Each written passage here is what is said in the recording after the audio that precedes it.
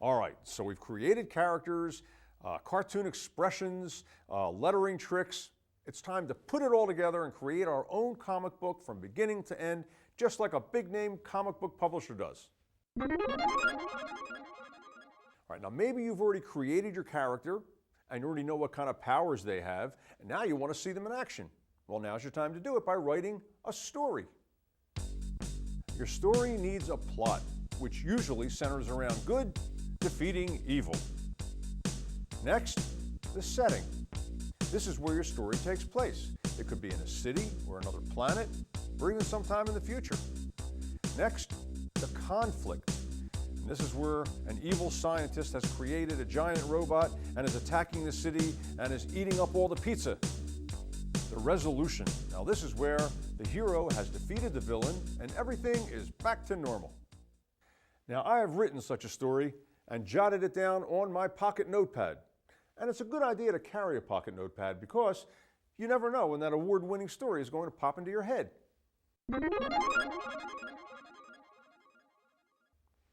It's time to design your cast of characters. Now these are your actors, and they have to look like who they are and what they do.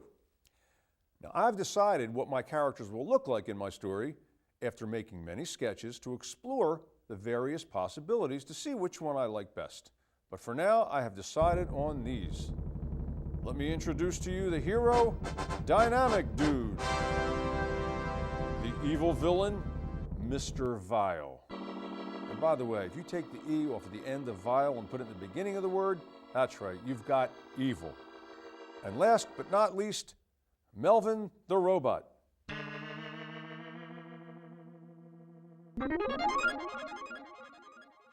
Now the script is where you take your story idea and transform it into the actual words that will be on your comic page.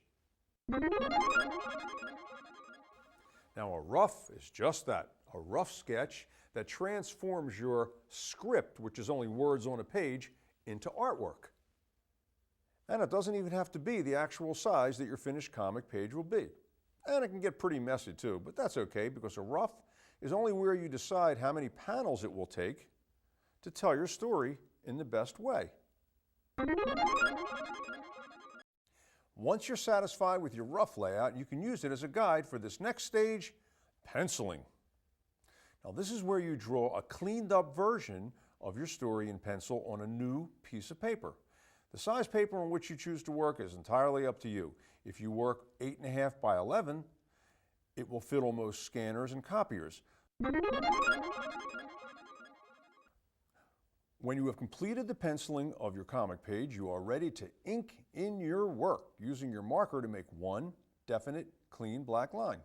You can get a nice thick and thin line, which looks better than a line that is the same thickness. The pros use pens and brushes that they dip into a bottle of black India ink. Now this requires a lot of practice, but the results, well, they look great. When you have finished inking in the entire page, use your eraser to remove the pencil lines.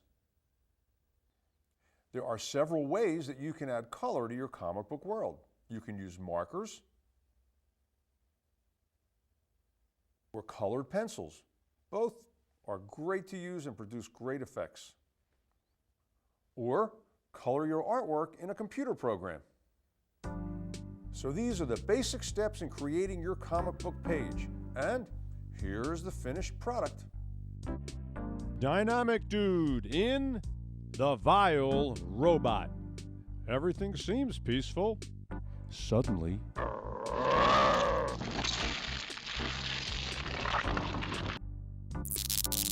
Mr. Vile and his robot. I'll stop them.